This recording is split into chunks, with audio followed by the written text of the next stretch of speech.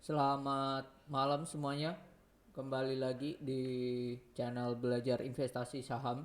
Seperti biasa, di video malam hari ini saya akan share tentang fundamental sedikit lah ya dari baca laporan keuangan. Dan untuk hari ini Selasa 22 Agustus 2022 kita akan membahas laporan keuangan dari Raja, di mana Raja sendiri pagi tadi saya share bahwa labanya naik 900%. Itu sebuah hal yang luar biasa. Dan eh, laporan keuangan disampaikan tanggal 19, dimana tanggal 19 ini hari Jumat jam 2 kurang 10, berarti ya di sesi 2 lah, di sesi 2 kemarin Raja, di hari Jumat kemarin perdagangan terakhir.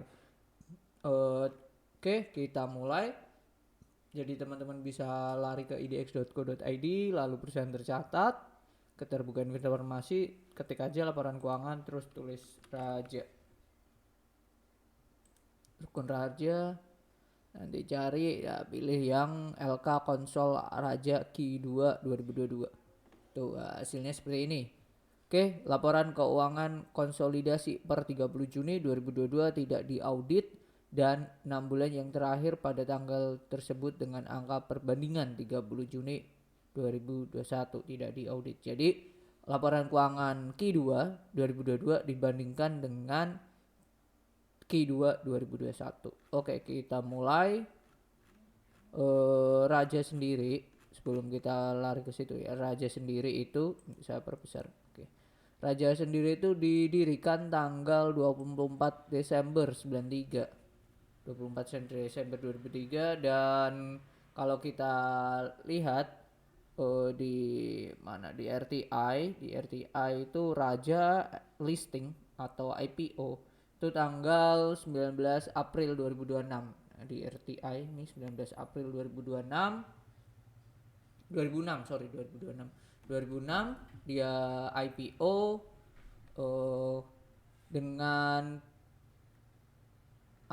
dengan di sini biasanya ada usaha meliputi nih, menjalankan usaha di bidang pertambangan meliputi distribusi gas dan bahan bakar minyak atau BBM, penyimpanan gas dan pengembangan BBM, serta perdagangan kapasitas pipa transmisi gas dan BBM. Jadi ada hubungannya sama gas lah dan turunannya. Menjalankan usaha penunjang yang meliputi usaha pemborongan, perdagangan antara lain perdagangan berhubungan dengan usaha real estate dan properti, perdagangan impor, ekspor, lokal, serta antar pulau. Demikian pulau usaha-usaha perdagangan besar sebagai agen referensier, grosir, dan distributor, bertindak sebagai perwakilan dari badan-badan, berarti pihak ketiga, perusahaan-perusahaan lain baik di dalam maupun di luar negeri. Nah ini usaha ya, usahanya di bidang jasa atau pelayanan distribusi gas bumi. Ini intinya di sini. Tadi penjelasan secara detailnya usaha-usahanya. Oke, kalau kita cek dari aset, kita mulai dari asetnya ini. Kalau aset ini liabilitas ekuitas pasti dibandingkan dengan akhir tahun. Kalau kita lihat asetnya, kasnya menurun, aset lancarnya so far turun tipis, tapi kalau di total jumlah asetnya naik. Nah, naiknya di jumlah aset tidak lancar, yaitu ada di aset tetap bersih setelah dikurangi akumulasi penyusutan, yaitu naik, ini naik. Selain itu ada aset tidak lancar lainnya, ini juga naik. Goodwill naik dikit. Nah ya udah itu mungkin. Kalau kita cek dari kasnya sendiri deh, kasnya sendiri kita cek di notes 6, kita cek di kas notes 6. Nah kasnya sendiri untuk si Raja ini itu kasnya itu senilai, nah ini setara dengan dolar US ya, berarti ini 35.500.000 US dollar.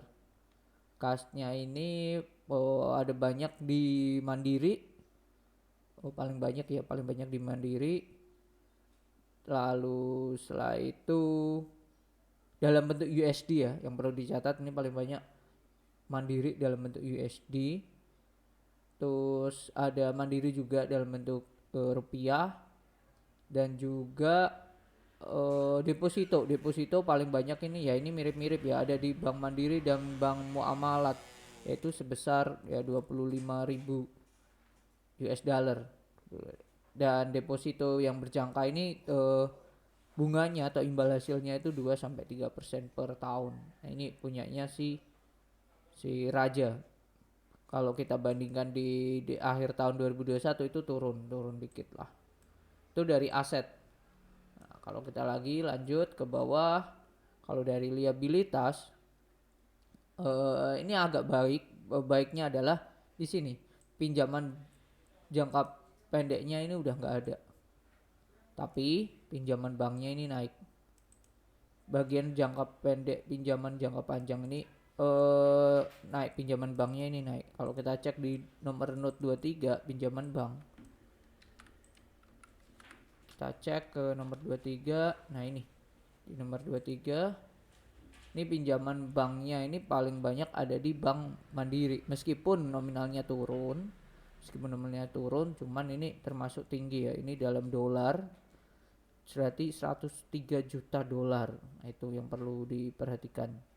Dan ini perusahaan, kalau yang entitas anak udah nggak ada, sebelumnya ada entitas anaknya.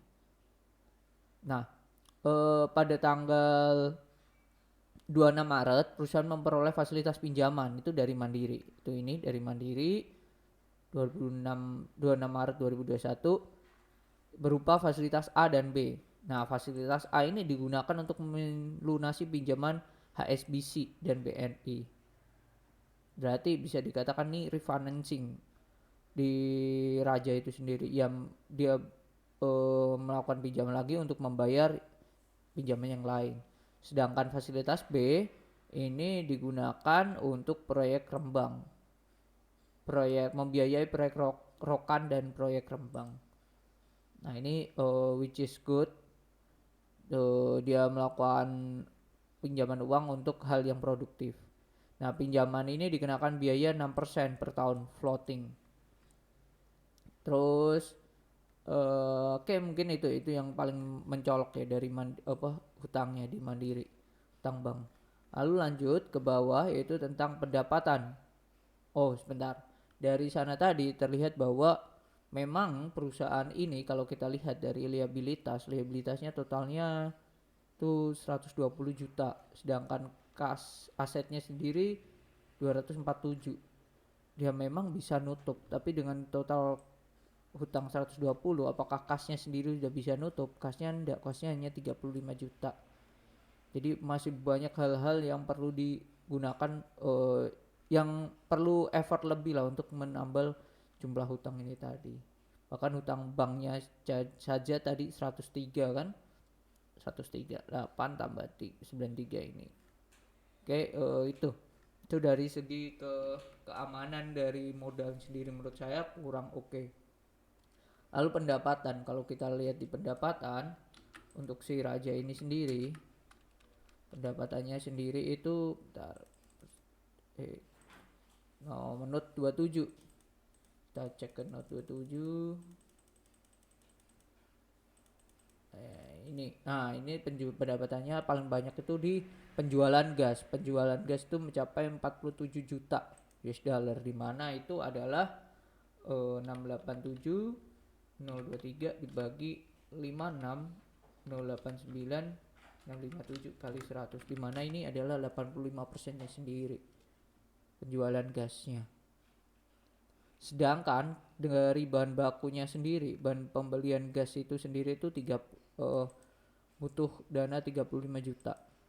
Ini hanya pembelian gasnya ya, beban pembelian gasnya itu 35, terus dijual 47. Nah, itu berarti berapanya sendiri beban pembeliannya itu berapanya sendiri dari omsetnya. Kalau kita lihat, kalau kita hitung 35 874 084 dibagi 47 687 023 kali 100, itu 75%-nya sendiri. Berarti laba kotornya sendiri ya, laba kotornya itu kisaran 25% laba kotor. Itu belum kurangi sama eh, operasional dan lain-lain, pajak juga belum. Nah, ini menunjukkan bahwa dari sini sendiri ini eh, perusahaan tidak bisa untuk mendapatkan laba yang terlalu besar karena akan selaras dengan beban si bahan baku itu sendiri. Tuh. Nah, yang menarik dan yang membuat labanya naik gila banget adalah 900%, yaitu perihal ini, pendapatan atau beban lain-lain. Nah, ini paling banyak di ini, laba entitas anak, yaitu mencapai 3 juta US dollar. Sebelumnya itu 1,5, berarti naik 100%. Kalau kita cek di nomor 30, laba entitas anak. Sorry. Laba entitas anak. Nah, itu di sini tidak terjelaskan. Di nomor di notes 30 tidak dijelaskan entitas mana yang mempunyai laba atau penunjang sebesar itu. Nah, kalau kita cek di bawah, entitas anak dari raja itu apa aja. Nah, entitas anak ini ada dua tipe, yaitu direct ownership, berarti langsung kepemilikan saham langsung, sama kepemilikan tidak langsung atau indirect ownership.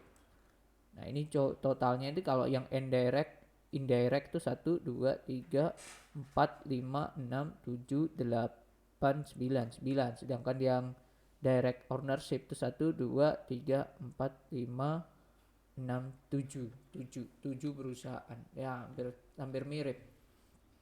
Masalahnya kita tidak tahu mana perusahaan entitas anak yang menyumbang laba segitu besarnya dari 15 perusahaan ini tadi. Nah, patut di apa ya? Ya, menarik untuk dicek lagi. Pertanyaannya adalah kedepannya itu masih bisa apa enggak sih raja ini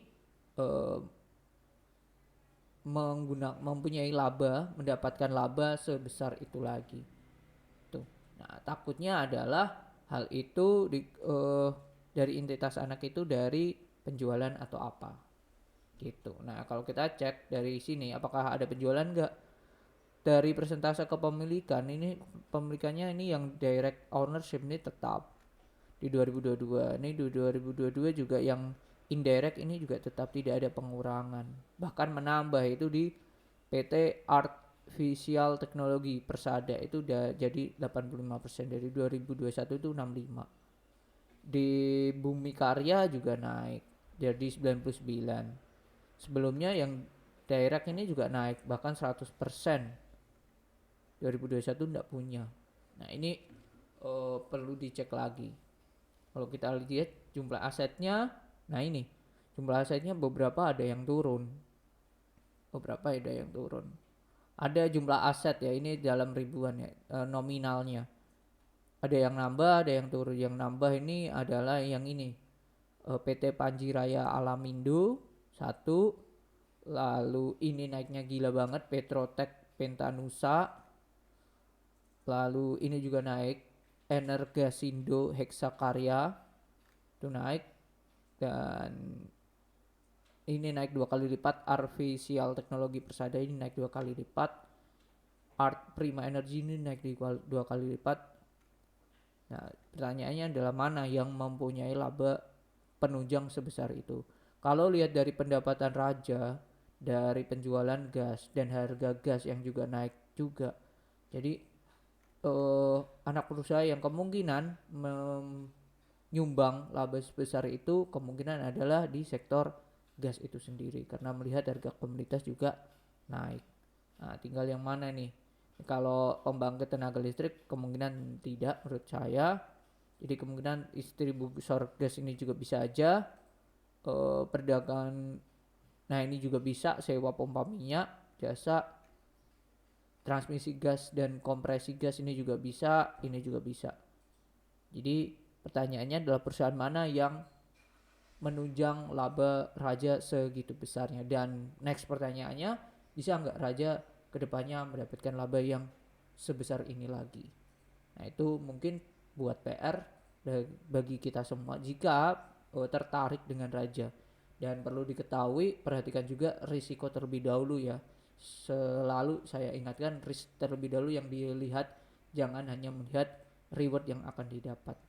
Mungkin itu video di malam hari ini tentang Raja, tentang fundamentalnya, kenapa dia bisa naik segila itu 900% labanya. Mungkin itu, semoga bermanfaat. Jika teman-teman pengen request sama apa yang pengen dibahas, bisa tulis di kolom komentar. Sampai jumpa di video kita selanjutnya. Bye bye.